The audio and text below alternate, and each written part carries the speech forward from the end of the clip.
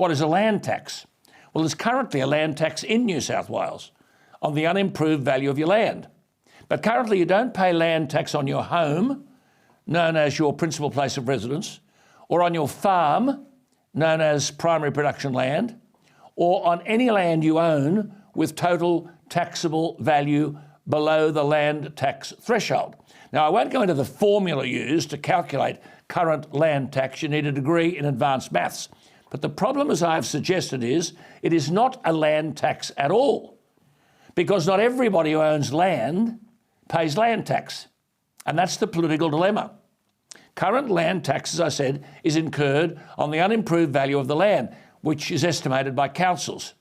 But you can't have, as things currently stand, a broad-based land tax. Now, the issue proposed by the New South Wales Government is to give buyers the option of paying a land tax on their new property or sticking with stamp duty. So, do you pay $40,000 up front in stamp duty or $2,500 in land tax for every year that you own the home down the track? I suspect this proposal requires infinitely more work than a few bureaucrats in New South Wales have dedicated to it. On recent figures, households across Australia own land that is distinct from the property sitting on top of it, worth over $5 trillion, up more than $1 trillion in a decade.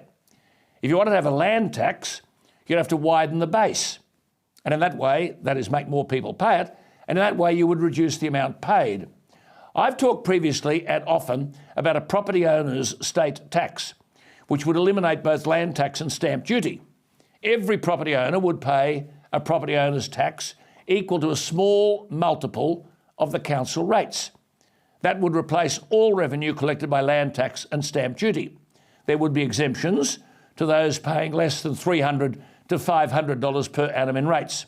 It would be collected quarterly by local councils.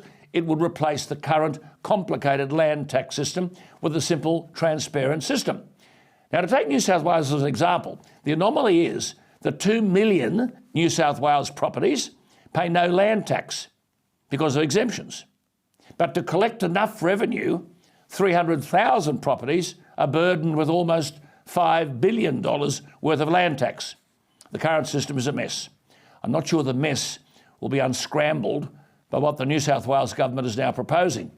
And if it needs the federal government to pick up the tab because of lost revenue, I can't imagine too much enthusiasm in Canberra, as the new government has to sort out how to manage over $1 trillion in debt.